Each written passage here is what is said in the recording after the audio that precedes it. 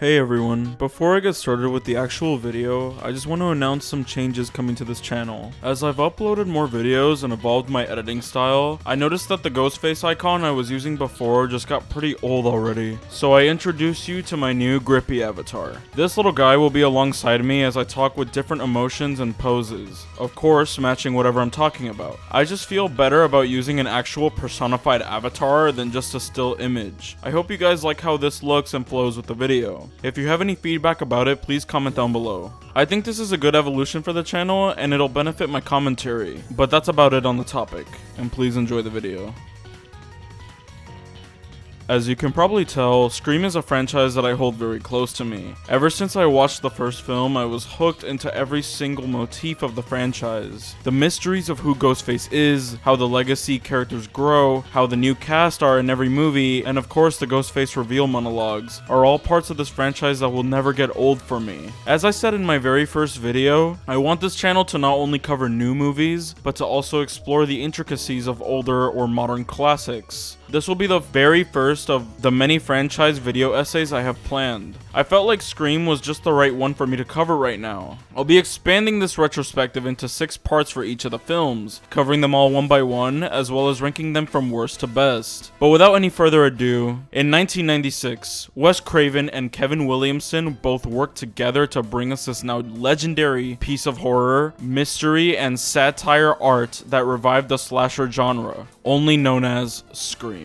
The iconic introductory scene was and still is legendary. It subverted horror expectations at the time, as Drew Barrymore's character, Casey Becker, was marketed as the main character, and she was already a big and up-and-coming star in Hollywood. To kill her off within the first 10 minutes of the film was a crazy idea back then. This gives a feeling of vulnerability to the entire cast, and this kind of what spawns the whole theme of satirizing the horror genre in these movies. This sequence gives an amazing start to the film and shows how Ghostface acts perfectly, as he stumbles around looking for Casey.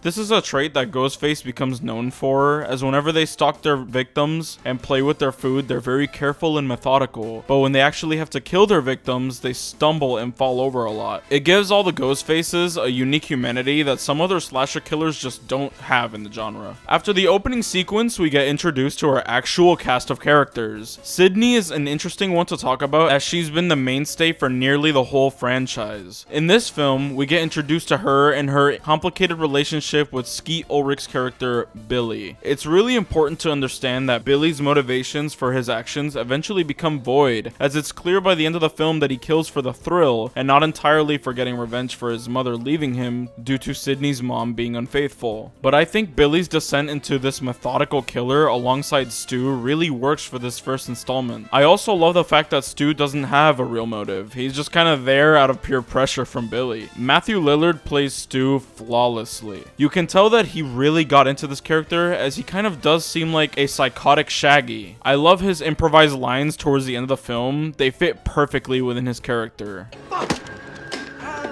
Fucking hit me with the phone, Dad! Did you really call the police? You're sorry ass. My mom and dad are gonna be so mad.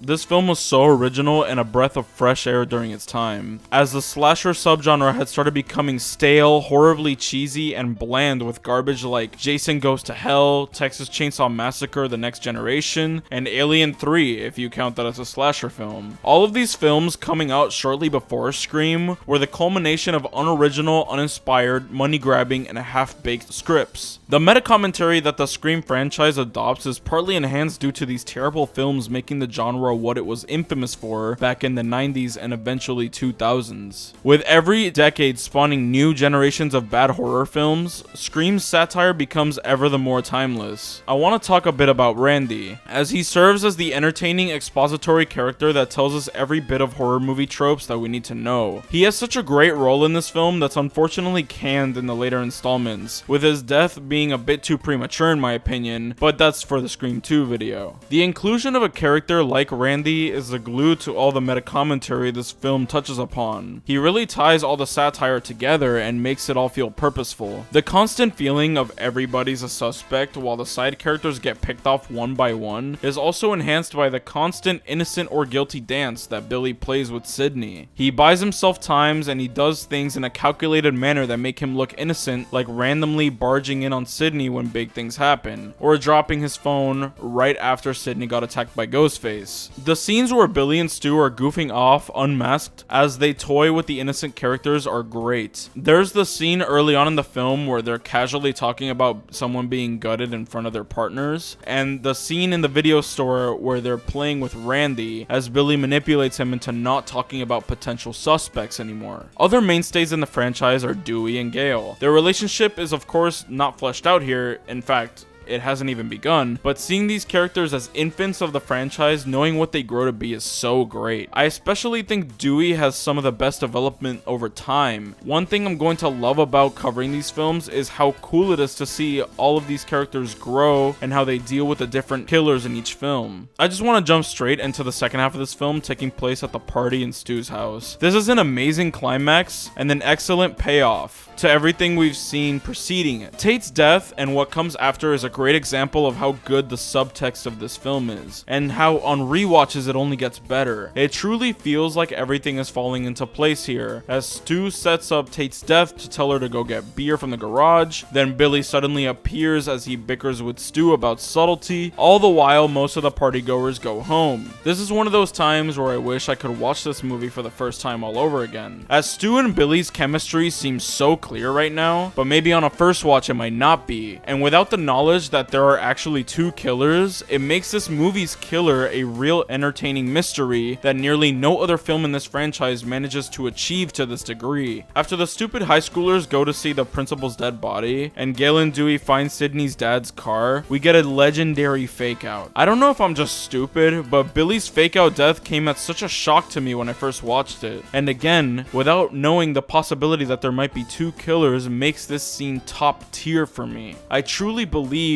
you are watching two different films if you watch this for the first time and then rewatch it. Seeing the fake blood on Billy's shirt look obviously fake is one of those moments that make me love this film even more. This last act is directed perfectly, and I'll never stop giving it the praise it deserves. One of the following scenes is the iconic moment when Randy is telling Jamie Lee Curtis in Halloween, playing on the TV, to look behind her, as Ghostface creeps up behind drunken Randy. I love the fact that Randy's actor's name is Jamie Kennedy, and that he's telling Laurie Strode, played by Jamie Lee Curtis, in Halloween to look behind her. It's just a really sick touch. As the final reveal begins to creep up on us, the film does a great job at confusing the viewer on who the killer really is. Stu and Randy argue as to who should be let in the house away from the killer's grasp. Also, when Billy falls down the stairs, I love his subtle grin when he says, "You were dead." No, I'm like a step. I think the moment when Billy tells Sydney to give him the gun is the final aha moment, when everyone for sure knows that it's him. Now, I just have to gush over this amazing reveal. This was revolutionary back when this film came out, as Billy shoots Randy and Sydney comes running to Stu as he gives a final dramatic act of shock. He says the iconic line, "Surprise, Sydney." The exposition they give in the kitchen is really well done. It's made very entertaining by Stu and Billy's chemistry as Billy explains his master plan, and Stu is just having fun. The surprises continue from here as Billy and Stu stab each other to make themselves look like victims. This is where Matthew Lillard's acting ramps up to 11, as he doesn't have to put on a somewhat normal attitude anymore. I genuinely think that there were no better actors to play Billy and Stu. This scene would absolutely not be the same if it weren't for Lillard being downright psychotic here, and it's made all the better by the improvised lines I mentioned earlier. Billy and Stu get too caught up in explaining their big plan that everything goes wrong for them. Stu gets crushed by a TV, but is apparently alive, and Billy gets to have one last scare before he dies. Like I said, Scream is a movie that means a lot to me. I've rewatched it countless times, and I will keep watching it and enjoying every single thing that makes this movie great in my eyes. This is such a tight-knit and solid story with an insanely memorable cast of characters and the perfect casting for Billy and Stu. This is still my favorite slasher movie by far and is one of my favorite horror films to this day. I mean, I even made my first profile picture on this channel Ghostface himself. Scream spawned so many memorable quotes and moments, while also creating one of the most exciting franchises in modern horror. This easily goes in S tier. If you've made it this far into the video, I cannot thank you enough. If you like this video and want to see more of my stuff, I highly encourage you to like and subscribe. It's completely free and would really help out my channel. Feel free to comment down below any feedback as well as any future video ideas you might have. Once again, thank you so much for watching, and I hope to see you in whatever I do next. Goodbye.